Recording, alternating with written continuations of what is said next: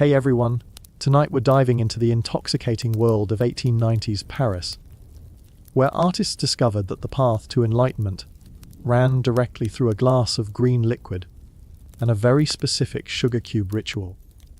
We're talking about the Absinthe craze, the cultural phenomenon that gave us modern art, bohemian lifestyle, and the revolutionary idea that hallucinations could be both fashionable and tax deductible. So go ahead and hit that like button if you enjoy these deep dives into history's more questionable decisions. And drop a comment letting me know what time it is where you are.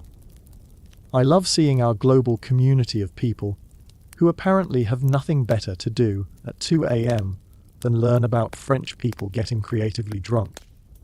Now settle in with whatever your beverage of choice is, preferably something that won't make you see dancing fairies.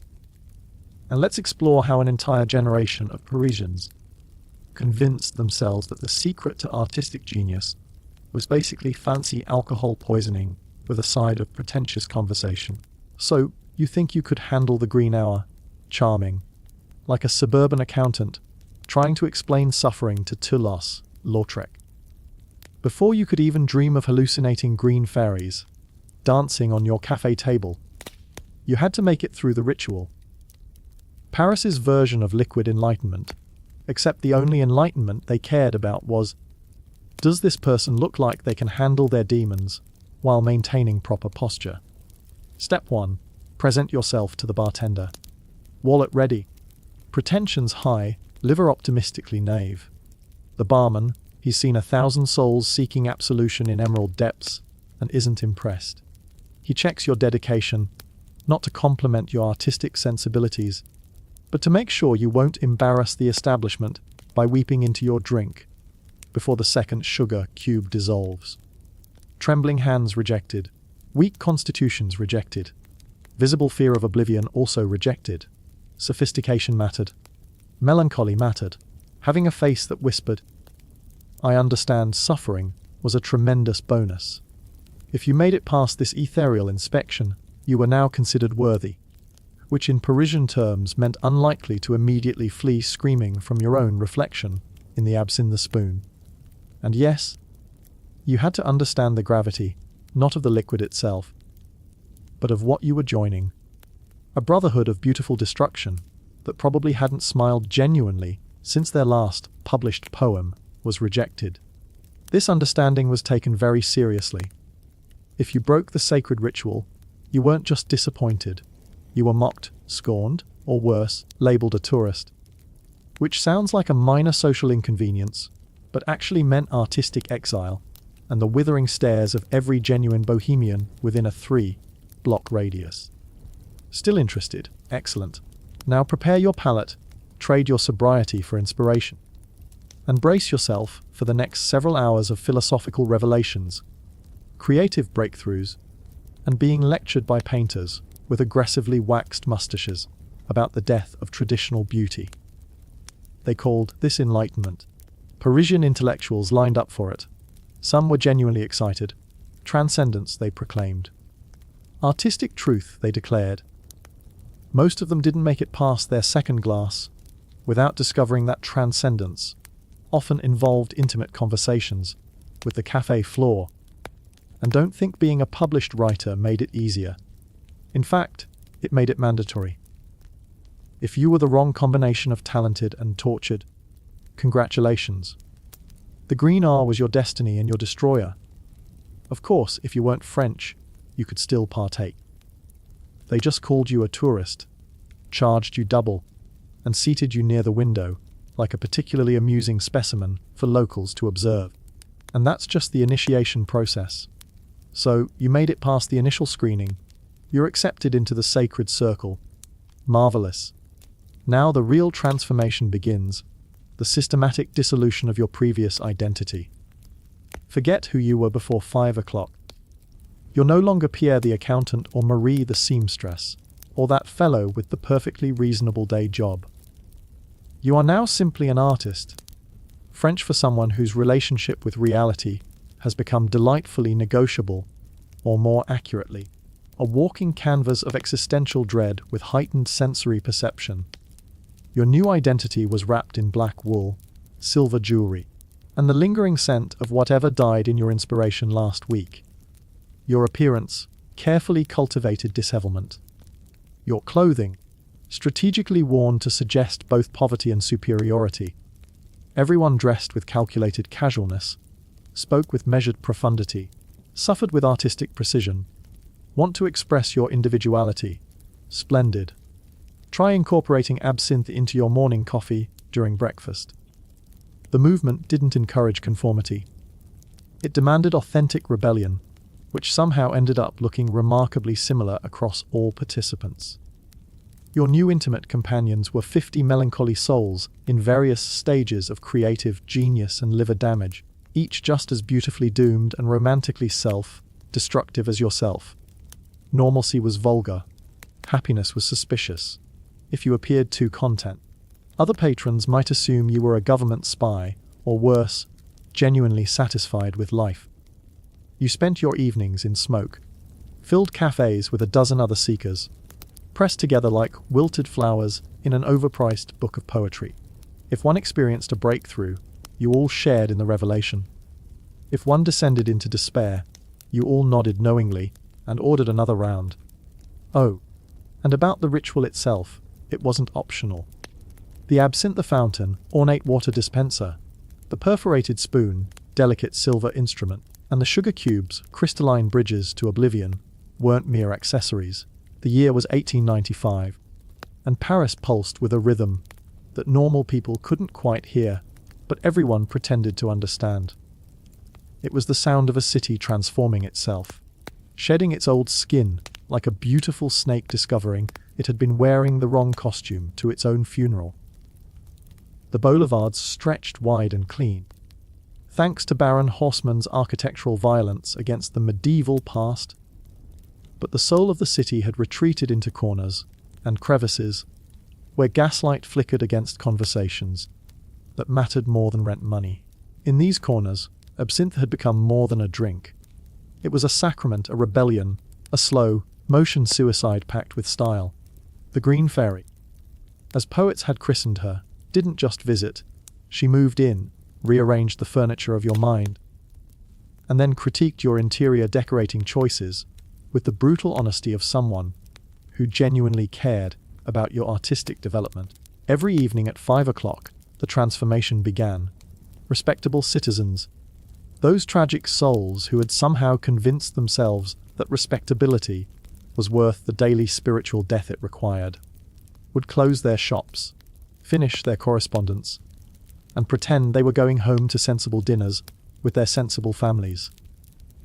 Meanwhile, the real inhabitants of Paris, the ones who understood that life was far too important to be taken seriously, began emerging from their daytime hiding places like beautiful moths drawn to the green flame of possibility.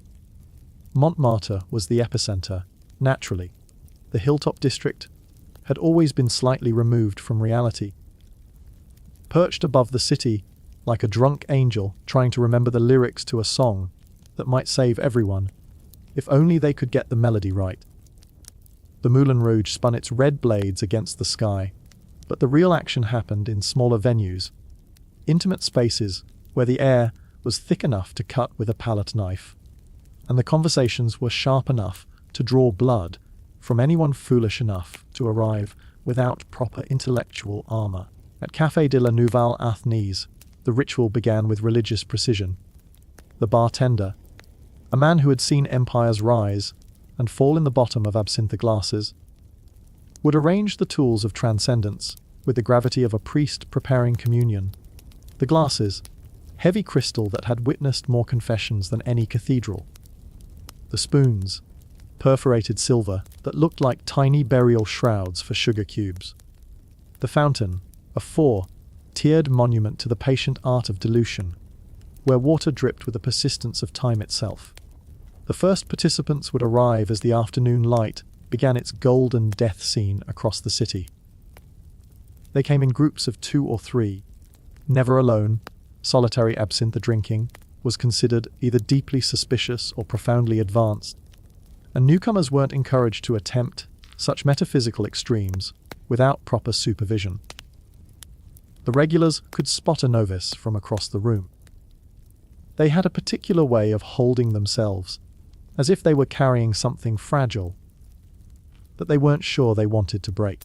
Henry de Toulouse-Lautrec rolled in around 5:30, his wheelchair navigating the cafe tables with the expertise of a man who had long ago decided that physical limitations were simply another medium for artistic expression.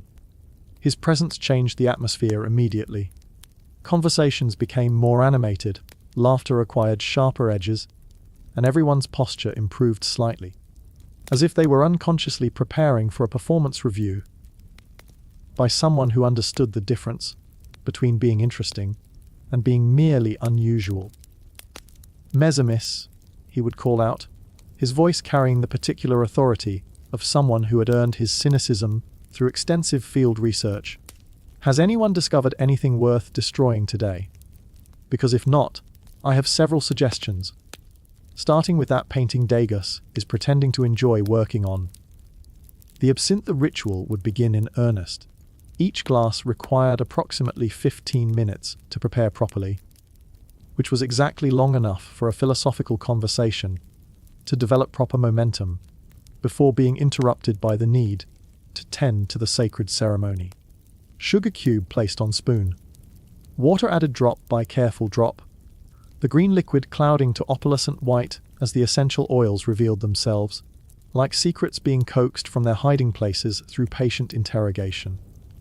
The larch, this transformation was called the clouding. It was the moment when absinthe revealed its true nature, when the clear green deception gave way to milky truth. Newcomers always stared at this process with the fascination of people discovering that magic was real but required more patience than they had anticipated. Veterans used the time to construct elaborate theories about art, love, politics, or the essential meaninglessness of everything except the essential meaningfulness of recognizing that meaninglessness. "You see," explained Oscar Wilde during one of his legendary visits, gesturing with his absinthe spoon as if conducting an invisible orchestra of ironies. "The beauty of absinthe is that it doesn't lie to you about what it's going to do.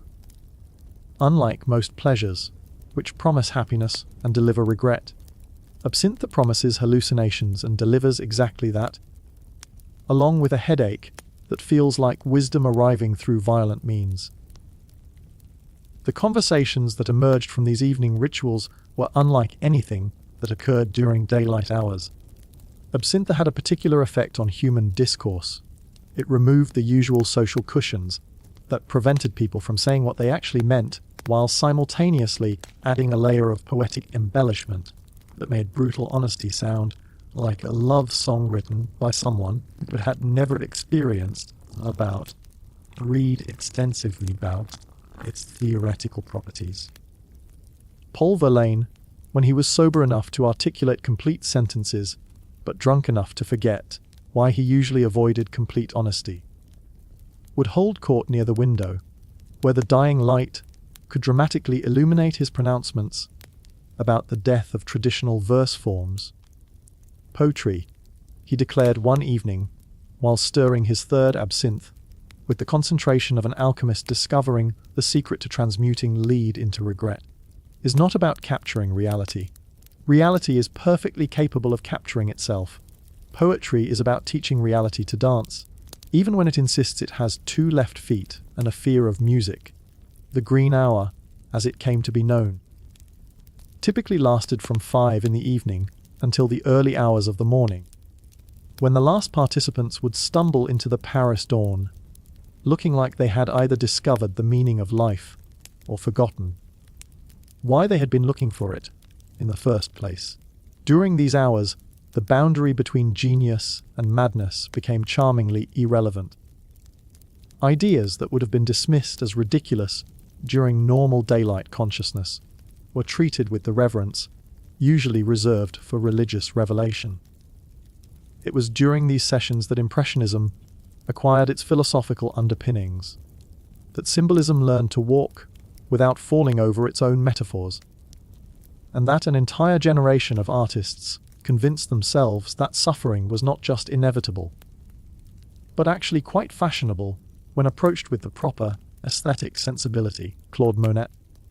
During one of his rare appearances at the café, he preferred his revelations to occur in natural light and generally considered indoor epiphanies to be somehow less authentic. Once observed that Absinthe allowed painters to see colors that didn't technically exist, but should have. The problem with reality, he explained while squinting at his glass, as if it were a landscape he was trying to capture in oils, is that it lacks imagination. Absinthe provides the missing elements, the colors between colors, the light that illuminates shadows instead of eliminating them. The women who participated in the Green Hour faced additional complications. Naturally, society had decided that female consumption of absinthe was either a sign of moral corruption or artistic authenticity, depending on whether the observer was trying to be scandalized or impressed.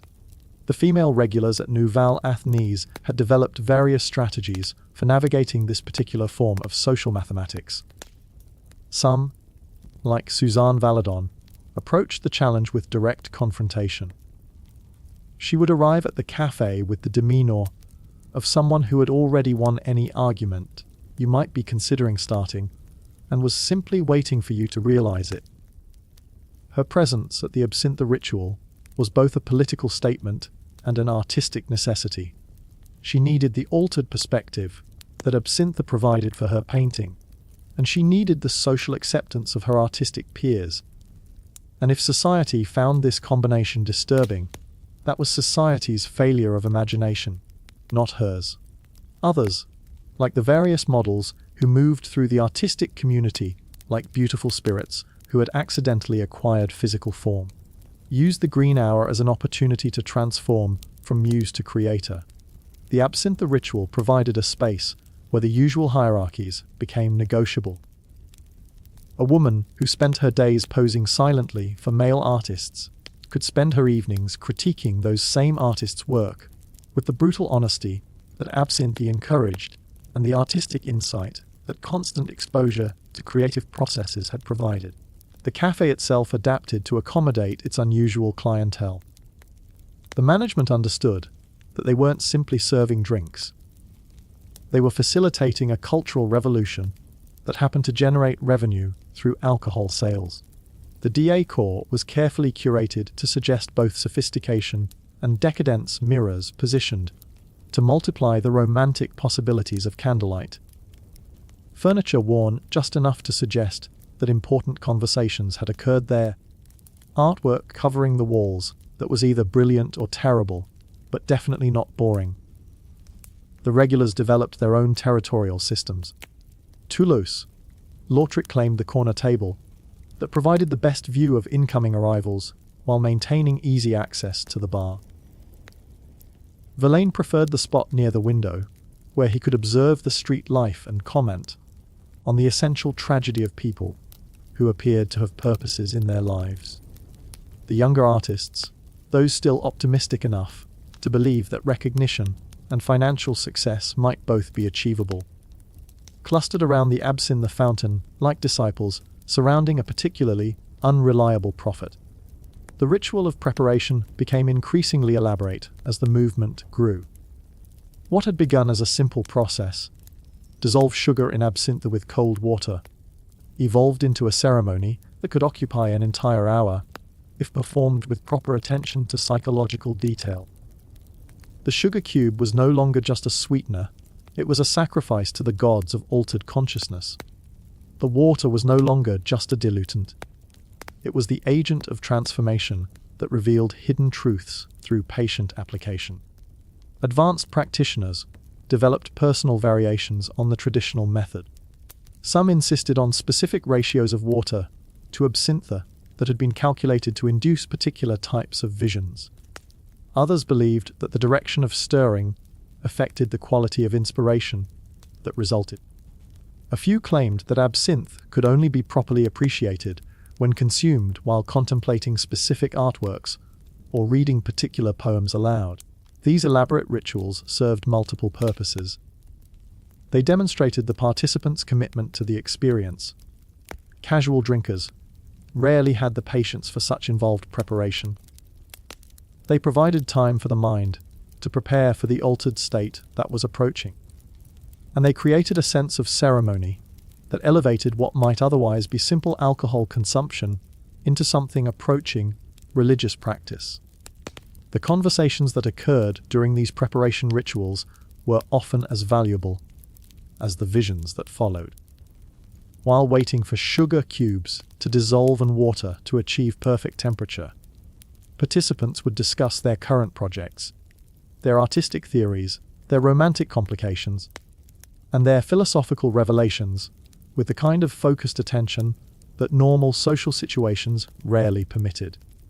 The essential question, declared Paul Gauguin during one of his pre-Tahitian visits to Nouvelle-Athènes, is not whether art should imitate nature, but whether nature is interesting enough to deserve imitation.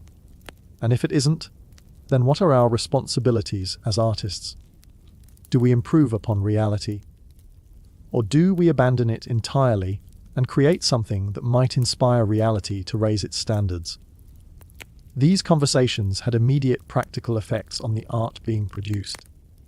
Ideas that emerged during the Green Hour would appear in paintings, poems, and musical compositions within days. The altered perspective that Absinthe provided wasn't just recreational, it was a working tool, a way of accessing creative possibilities that remained invisible during normal consciousness. The economic impact of the Absinthe craze was substantial. Cafés throughout Montmartre redesigned their interiors to accommodate the lengthy rituals. Shops specializing in Absinthe accessories appeared on side streets, selling ornate fountains, decorative spoons, and crystal glasses engraved with symbols that supposedly enhanced the visionary properties of the drink. Publishers discovered that books written by known absinthe drinkers sold better than similar works by abstemious authors. The movement attracted international attention. Visitors from London, Berlin, and New York arrived in Paris specifically to experience the Green Hour, bringing their own cultural expectations and leaving with completely transformed understandings of what artistic life might involve. American writers, particularly those who had grown tired of their country's practical approach to existence, were especially susceptible to the romance of absinthe culture. Ernest Hemingway, though he arrived in Paris slightly later than the height of the absinthe craze, understood its continuing appeal. The thing about absinthe, he once explained to a skeptical acquaintance, is that it doesn't make you think differently. It makes you think like yourself, but without the usual editorial oversight that prevents most people from accessing their more interesting thoughts. The medical establishment, naturally, was horrified. French physicians published elaborate warnings about the neurological dangers of wormwood, the primary active ingredient in absinthe. They documented cases of absinthism, a condition characterized by hallucinations, convulsions, and an alarming tendency to produce artwork that challenged conventional aesthetic assumptions. These medical concerns were taken seriously by approximately nobody who was actually consuming absinthe, which perhaps proved the physician's point about impaired judgment, while simultaneously demonstrating that impaired judgment might be an acceptable price for expanded consciousness. The government responses were more concerning. Politicians, particularly those who had built their careers on appealing to constituents, who believed that other people's pleasure was inherently dangerous, began proposing regulations that would limit absinthe consumption to licensed premises during specific hours. They argued that the drink posed threats to public morality, workplace productivity, and the basic social order that kept French society functioning according to principles that someone had presumably thought through at some earlier point in history. These regulatory threats only increased absinthe's appeal among the artistic community. Nothing enhanced the romantic appeal of a practice quite like the prospect that it might soon be illegal. Participants in the Green Hour began to see themselves not just as artists seeking inspiration, but as defenders of cultural freedom against the forces of conventional thinking and systematic joy suppression. The actual effects of absinthe consumption were, naturally, more complex than either its advocates or critics generally acknowledged. The drink did produce altered states of consciousness, but these states were highly dependent on the mental preparation, social context, and personal expectations of the individual consumer. Someone approaching absinthe with the expectation of profound artistic revelation was likely to experience something that felt like profound artistic revelation, while someone consuming it purely for recreational intoxication was likely to end up simply drunk in an expensive and time-consuming manner.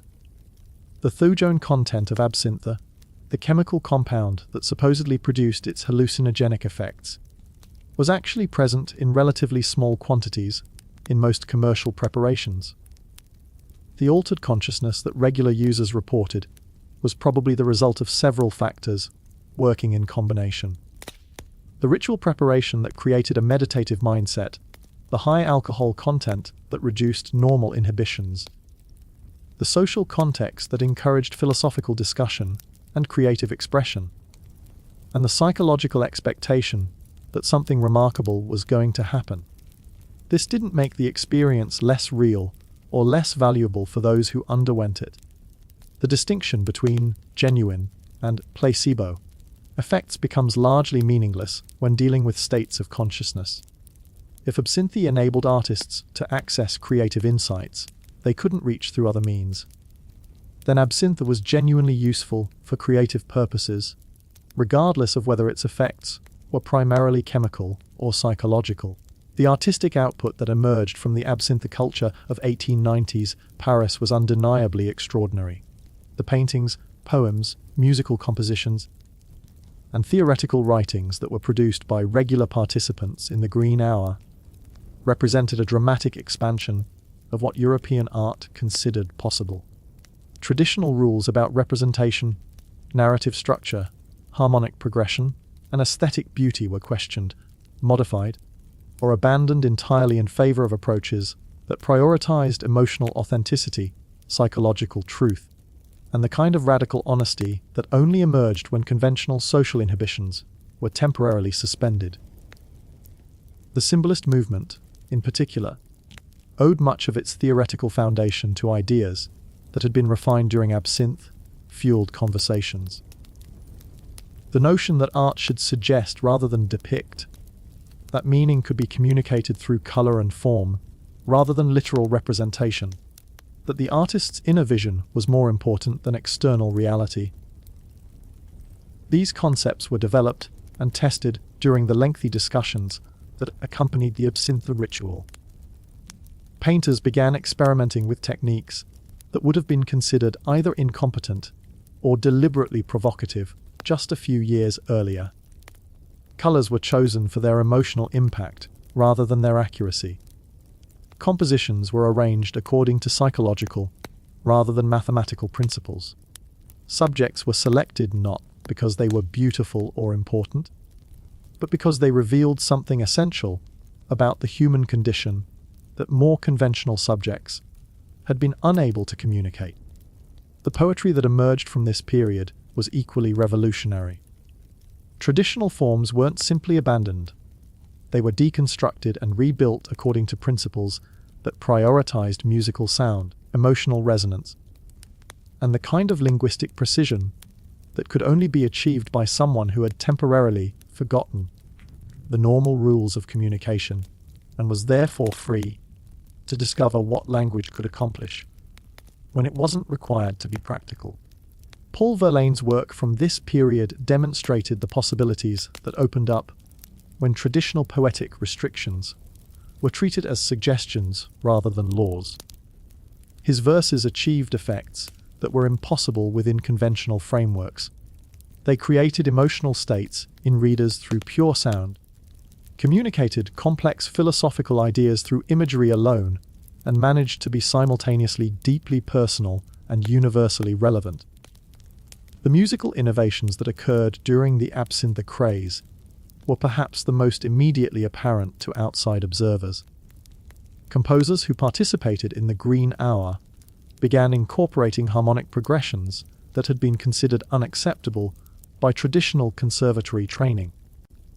They experimented with rhythmic patterns that reflected natural speech rather than mathematical regularity. They wrote pieces that were designed to create specific psychological states rather than simply demonstrate technical virtuosity. Erik Satie, whose compositions would later influence everyone from Debussy to John Cage, developed his distinctive approach to musical minimalism during this period. His understanding that repetition could be meditative rather than boring, that silence could be more expressive than sound, that musical rules were tools rather than restrictions. These insights emerged directly from his participation in Absinthe culture and his observation of how altered consciousness affected the perception of time, space, and emotional content. The social dynamics of the Green Hour were as complex as the artistic innovations it produced. The Absinthe ritual created a temporary community that crossed normal class boundaries while simultaneously establishing new hierarchies based on artistic achievement and philosophical sophistication.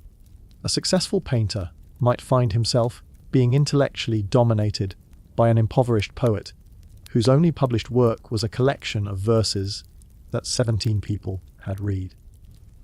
A wealthy collector might discover that his opinions about art were less valued than those of a seamstress who had developed original theories about color relationships through careful observation of fabric combinations.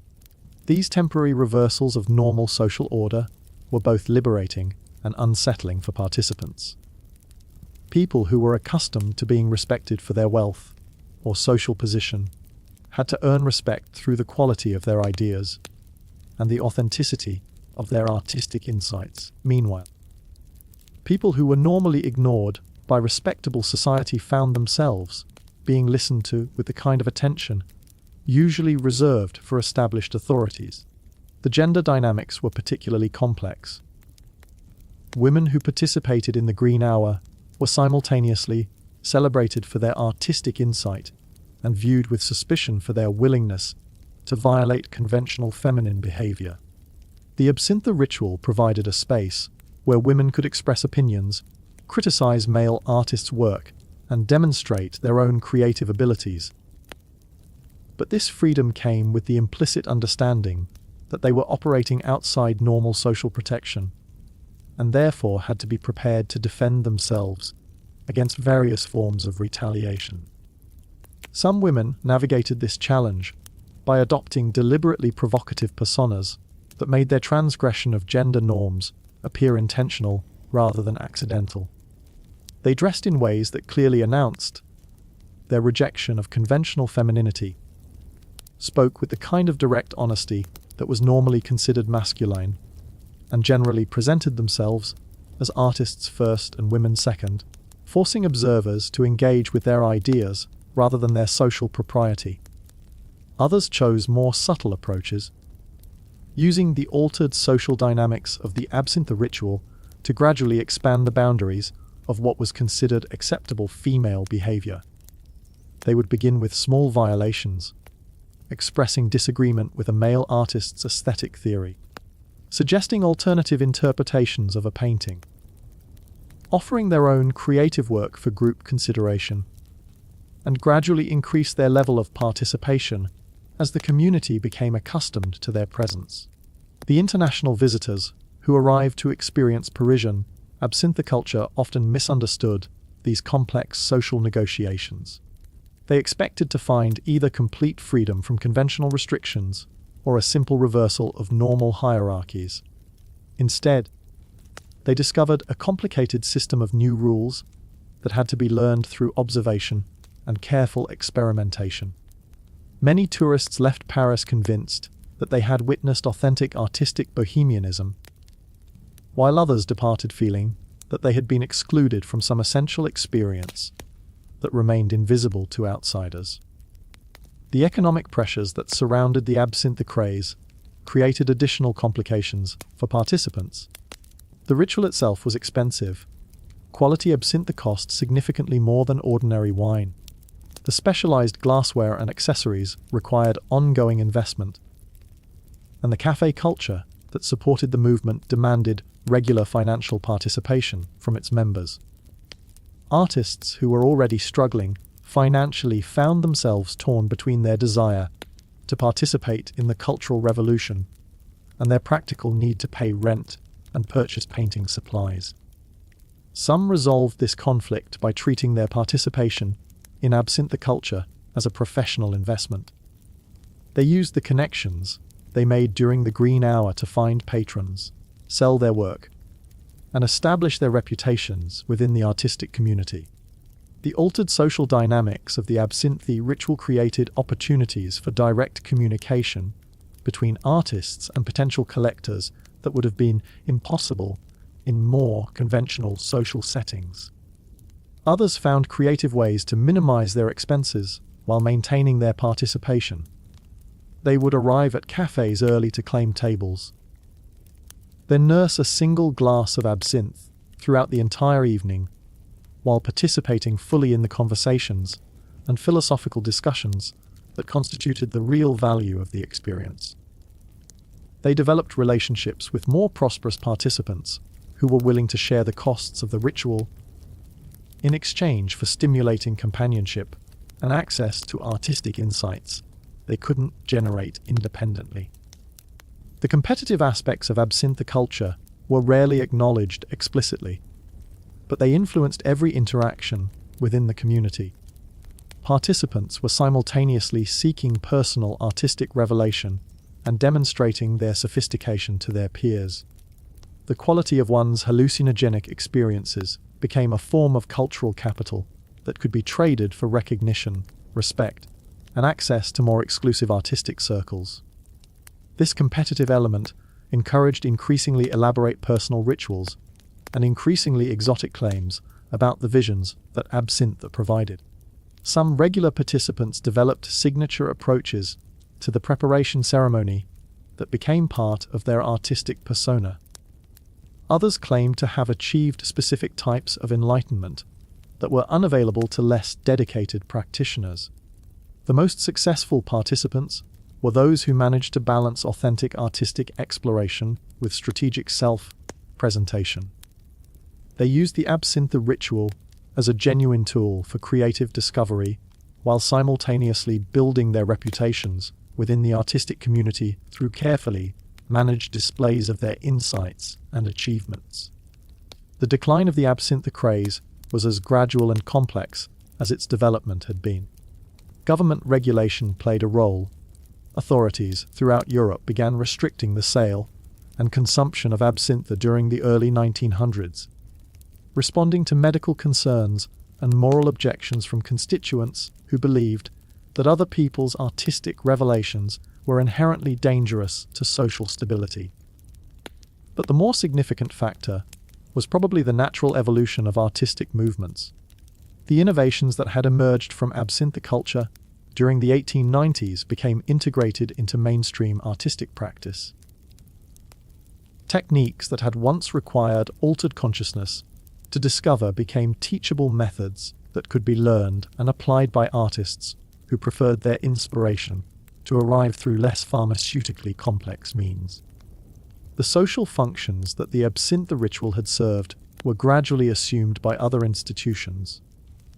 Art schools began offering more experimental curricula that encouraged the kind of creative risk taking that had previously required chemical assistance. Galleries and collectors became more receptive to unconventional work, reducing artists' dependence on the underground networks that had supported the absinthe culture. The international art world expanded to include more diverse voices and perspectives, making Paris less central to artistic innovation than it had been during the 1890s. Artists who might once have traveled to Montmartre to participate in the Green Hour could now find comparable creative communities in their own cities, or they could develop their artistic vision through travel, education, and exposure to the global circulation of ideas that was transforming cultural production throughout the Western world. By 1910, the ritualistic consumption of absinthe had become more of a nostalgic performance than a genuine tool for artistic exploration. Older participants continued their established routines, but younger artists were exploring different approaches to creative inspiration, some purely technical, others involving different forms of altered consciousness, still others rejecting the entire premise that artistic innovation required any form of pharmaceutical assistance.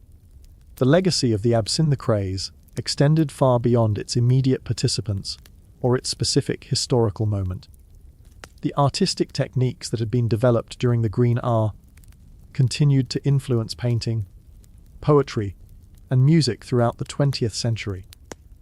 The social models that had emerged from Absinthe culture, the temporary communities based on shared creative purpose, the integration of life and art, the rejection of conventional boundaries between respectable and bohemian behavior, became templates for later avant-garde movements.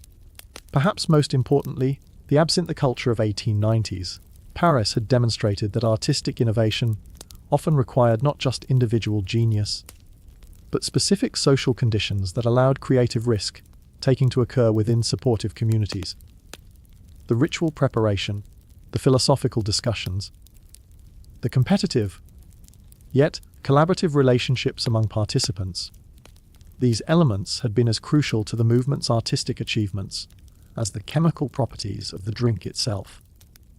The Green Hour had shown that consciousness was more malleable than most people assumed, that creative possibilities could be expanded through careful attention to context and preparation, and that the boundaries between individual and collective creativity were far more permeable than traditional artistic theory had suggested.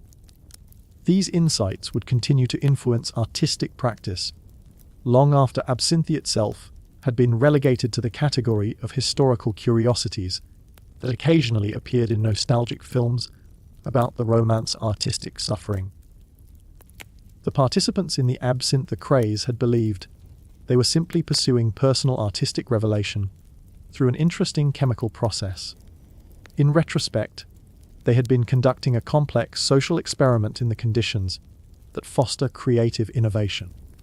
Their discoveries about the relationships between consciousness, community, and cultural production would prove far more durable than their specific theories about the visionary properties of wormwood, infused alcohol. The Absinthe ritual had taught them that inspiration was not a mysterious force that arrived unpredictably, but a skill that could be cultivated through practice, enhanced through collaboration, and amplified through careful attention to the psychological and social contexts that surrounded creative work. This understanding would survive the specific historical circumstances that had generated it, becoming part of the permanent toolkit that artists could use to push against the boundaries of what seemed possible within their chosen mediums. The mythology that grew around Absinthe consumption became as important as the actual experience itself. Stories circulated through the artistic community about legendary sessions that had produced masterpieces, about visions so profound that they had changed the course of entire artistic movements, about conversations that had lasted until dawn and resulted in collaborative works that transcended anything the individual participants could have achieved independently. These stories were almost certainly exaggerated, but their exaggeration served a purpose. They created a narrative framework that encouraged participants to approach the Absinthe ritual with the kind of serious attention that was necessary for profound experiences to actually occur. If you believed that dissolving a sugar cube in emerald liquid might provide access to revolutionary artistic insights, then you were likely to prepare yourself mentally and emotionally in ways that made revolutionary artistic insights more probable. The ritual itself evolved to accommodate these heightened expectations. What had begun as a relatively simple process became an elaborate ceremony that could occupy several hours and involve multiple participants in carefully choreographed roles. The preparation of a single glass of absinthe might require one person to manage the fountain, another to monitor the sugar dissolution, a third to maintain the proper conversational atmosphere, and a fourth to document any insights that emerged for later artistic application. This collaborative approach to consciousness alteration was perhaps the most innovative aspect of the entire movement. Previous generations of artists who had experimented with various forms of chemical inspiration had generally treated it as a solitary pursuit, the individual genius seeking private revelation through pharmaceutical means. The Absinthe culture of 1890s Paris transformed this into a social practice that generated collective insights through shared experience. The economic implications of this transformation were substantial. Individual artists who might have struggled to afford regular absinthe consumption could participate in group sessions where the costs were distributed among multiple participants. More importantly, the collaborative nature of the experience meant that the artistic benefits were also shared. Insights that emerged during group sessions could be developed into multiple individual works, multiplying the creative return on the pharmaceutical investment. This economic efficiency helped sustain the movement through the various financial crises that periodically affected the artistic community. When individual artists' resources were limited, the collective approach to absinthe consumption allowed the cultural innovation to continue. The community became self-supporting through the mutual exchange of resources, ideas, and creative inspiration that occurred during the ritual gatherings. The international influence of Parisian absinthe culture spread through multiple channels. Artists who had participated in the Green Hour carried their experiences back to their home countries, where they established similar practices adapted to local conditions and preferences. Writers published accounts of their Parisian adventures that romanticized the absinthe ritual and encouraged imitation among readers who were seeking their own forms of artistic transcendence. These international adaptations often missed essential elements of the original practice. The social dynamics that had made Parisian absinthe culture so productive were difficult to replicate in different cultural contexts. The specific combination of artistic ambition, intellectual sophistication, and calculated bohemianism that had characterized Montmartre during the 1890s was the result of particular historical circumstances that couldn't be easily transported to other times and places. Nevertheless, the basic model, using elaborate ritual preparation to create heightened states of consciousness that could be applied to creative work, proved adaptable to various cultural contexts. Artists in London, Berlin, New York, and other cities developed their own versions of the absinthe ceremony, incorporating local traditions and addressing local artistic challenges while maintaining the essential principle that consciousness was malleable and that creative innovation could be enhanced through careful attention to the psychological conditions that surrounded artistic work. The medical establishment's opposition to absinthe consumption intensified as the practice spread beyond its original Parisian context. Physicians documented cases of neurological damage that they attributed to chronic wormwood consumption, though their evidence was often anecdotal and their diagnostic methods were primitive by later standards. More problematically, they observed social changes in artistic communities that they interpreted as symptoms of collective mental illness rather than signs of cultural innovation. These medical concerns were complicated by the fact that absinthe consumption was indeed associated with various forms of psychological instability. Whether this instability was caused by the chemical properties of the drink, by the social dynamics of artistic communities, or by the inherent challenges of pursuing creative innovation in societies that were generally hostile to unconventional thinking, remained unclear. What was obvious was that people who drank absinthe regularly were more likely to exhibit behaviors that mainstream society considered problematic. The government responses to these medical concerns varied by country and region. Some authorities banned absinthe entirely, forcing the practice underground and inadvertently increasing its romantic appeal among artists who were attracted to prohibited pleasures. Others imposed regulations that limited consumption to licensed premises during specified hours, creating a legal framework that acknowledged absinthe's cultural importance while attempting to contain its social effects. These regulatory approaches generally failed to achieve their intended goals. Prohibition drove absinthe consumption into private spaces where it was less visible but potentially more dangerous. Since participants were removed from the social controls that had moderated behavior during public ceremonies, regulation created bureaucratic obstacles that reduced casual participation while leaving serious practitioners free to continue their established routines, essentially protecting the core community while eliminating peripheral participants who might have provided social balance. The decline of absinthe culture was ultimately driven more by internal changes than by external pressure. The artistic innovations that had emerged from the movement during its peak years became integrated into mainstream practice, reducing the need for pharmaceutical assistance to access unconventional creative approaches.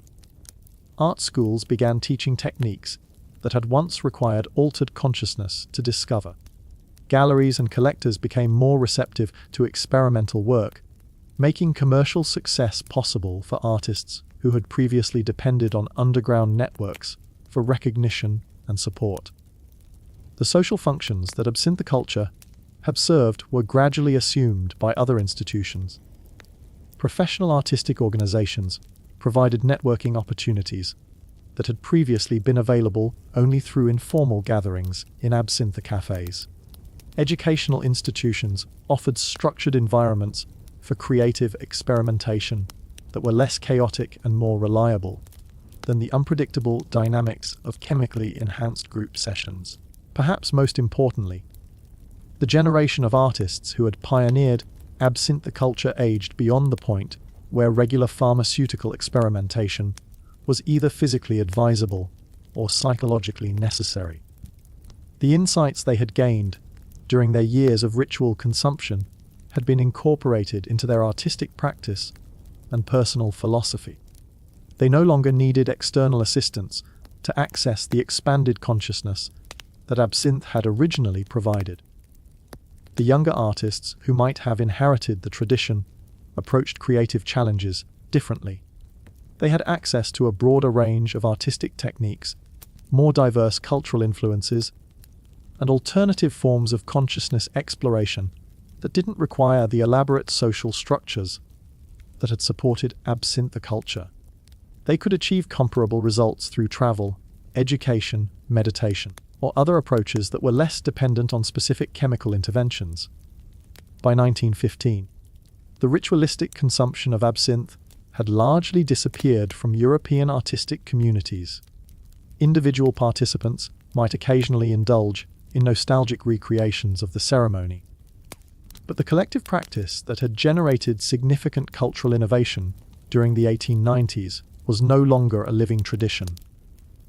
The green hour had become a historical phenomenon that was remembered with varying combinations of affection, embarrassment, and pride by those who had participated in its original manifestation. The artistic works that had emerged from absinthe culture continued to influence creative practice throughout the 20th century and beyond.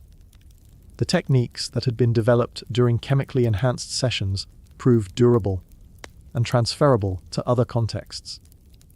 The social models that had evolved around absinthe consumption provided templates for later avant-garde movements that sought to combine individual creative exploration with collective cultural innovation.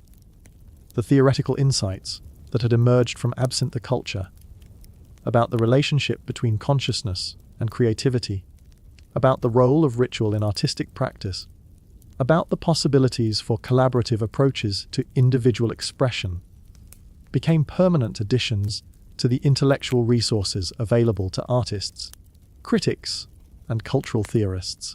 These ideas continued to generate new applications and interpretations long after their original context had disappeared. The legacy of the absinthe craze extended beyond the specific artistic movements it had directly influenced.